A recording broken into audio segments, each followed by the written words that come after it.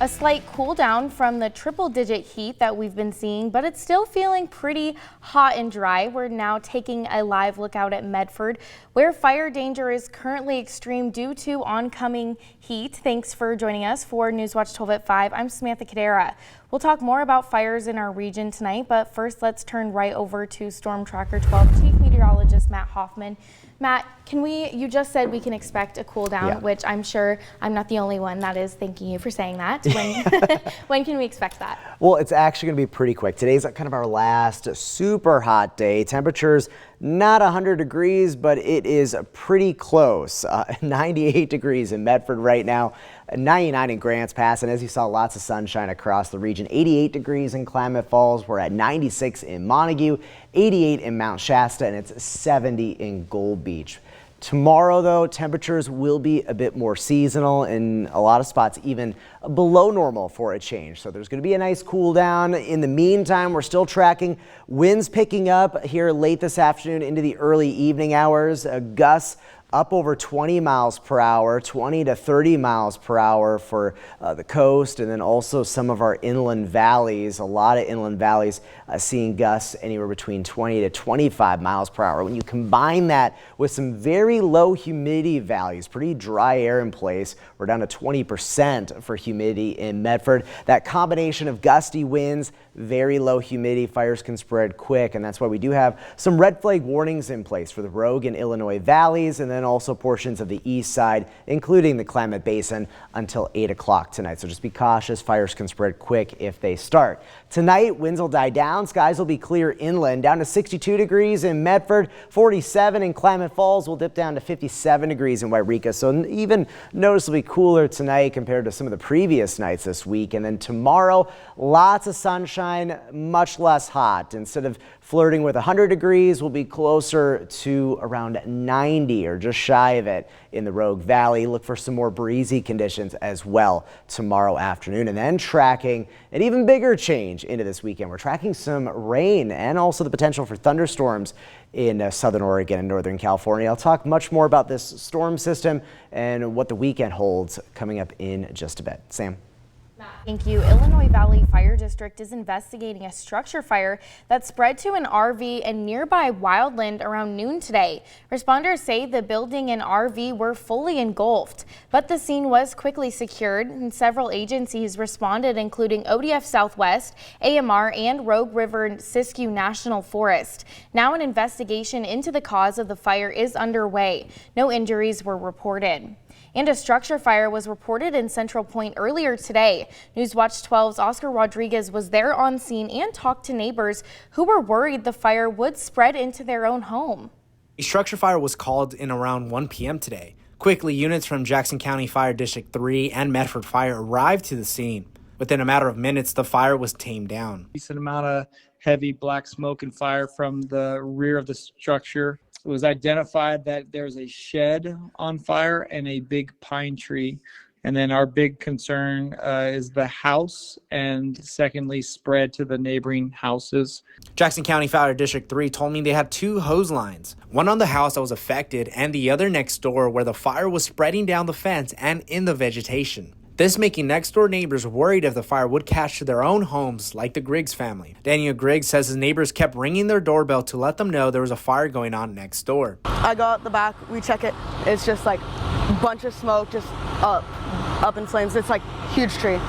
And then ash coming into the backyard. Daniel then went on to grab his brother who was playing video games at the time and alerted him what was going on. My brother came into my room. He's like, the whole tree's on fire. Like, nobody expects that to be like the first thing your sibling tells you. They both went downstairs to see the tree on fire and started spraying water on the fence. Jackson County Fire District 3 told Newswatch 12 that there is 2 investigators on scene to determine the cause of the fire. Firefighters suspect it was electrical, but nothing is confirmed at this time. From Central Point, I'm Oscar Rodriguez. This morning, a fire was reported along I-5, and when firefighters arrived, the fire was already under control. Several people passing by stopped to aid in this fire, including a lawn care company that had water, tank, and a hose. This fire was likely sparked by a vehicle, but ODF is investigating with roadside fires being so common this time of year. Rural Metro Fire is emphasizing the need to carry firefighting equipment, such as a fire extinguisher, a gallon of water, and a shovel. And last night, a fire was reported near the border of Jackson County, which grew to 75 acres overnight. Fire activity impacted both traffic and air quality into Jackson County earlier today. But the Rogue River Siskiyou National Forest now says the fire is holding in its footprint. Containment reached 20% around 2:30 this afternoon. And with wildfires active across the state, Bottle Drop is activating its emergency fund to support wildfire relief efforts. It's matching up to $20,000 in bottle and can donations made through October 7th. Oregonians can donate their Bottle Drop account funds or redeemable containers to aid relief efforts led by organizations such as the Red Cross and the Wildland Firefighter Foundation. Raise money for wildfires before. We actually did a campaign last year where we were able to raise $40,000 to help support wildfire relief in Oregon. And so that's why we set the goal again this year to raise $40,000 and how we determined the $20,000 match. If you'd like to donate redeemable cans and bottles directly, take them to a Bottle Drop Redemption Center and let staff know you would like to donate to wildfire relief efforts.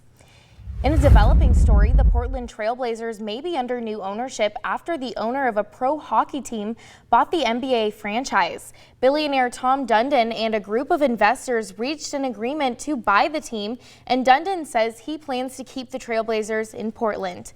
The tentative deal is valued at more than $4 billion. It must be approved by the NBA Board of Governors before it's finalized. A closer look at this deal can be found on our website.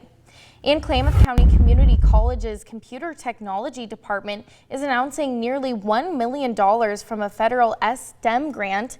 The grant comes from the National Science Foundation and aims to help students in computer science and cybersecurity complete their programs. It will also contribute to the workforce in Southern Oregon with a focus on creating pathways to high demand and paying technology jobs. For more details on how this grant impacts the school and our local communities can be found on our website.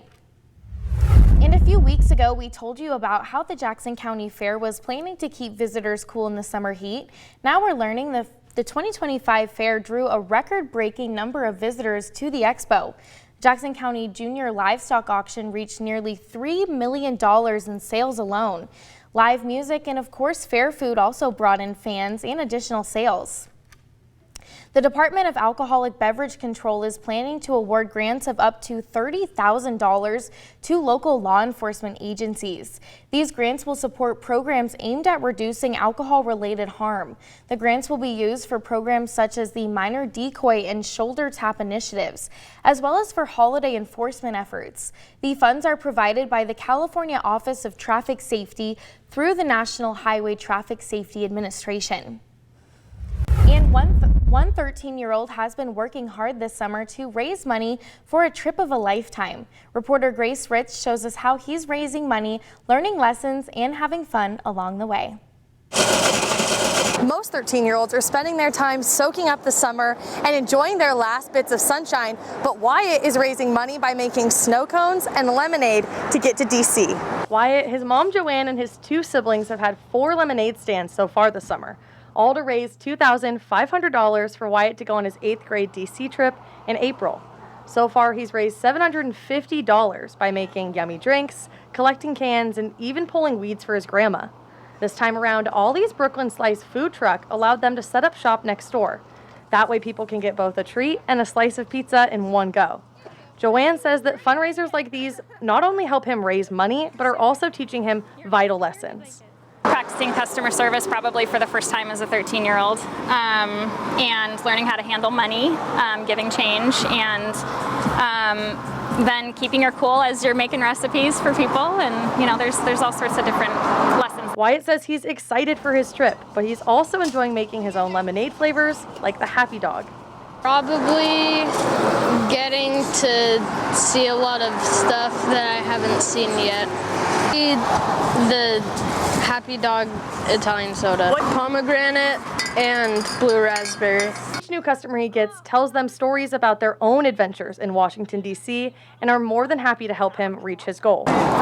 Huge outpouring of people swinging by, noticing that there's a fundraiser, but then the second they read that it's a DC trip, it becomes personal for them almost, because a lot of these people have gone on the DC trip themselves and they remember what it meant to them. This fundraiser isn't his last, and he'll be back out at Ollie's food truck tomorrow to keep making delicious drinks, making money, and helping people beat the heat. Reporting in Central Point, I'm Grace Ritz. The 61st Annual Salmon Festival in Klamath will be celebrating the renewal of the Klamath River following last year's removal of the dams. The Yurok tribe says they're inviting the community to celebrate with them with live music, a parade, local vendors, and several other activities for all ages. The festival begins at 10 a.m. on Saturday.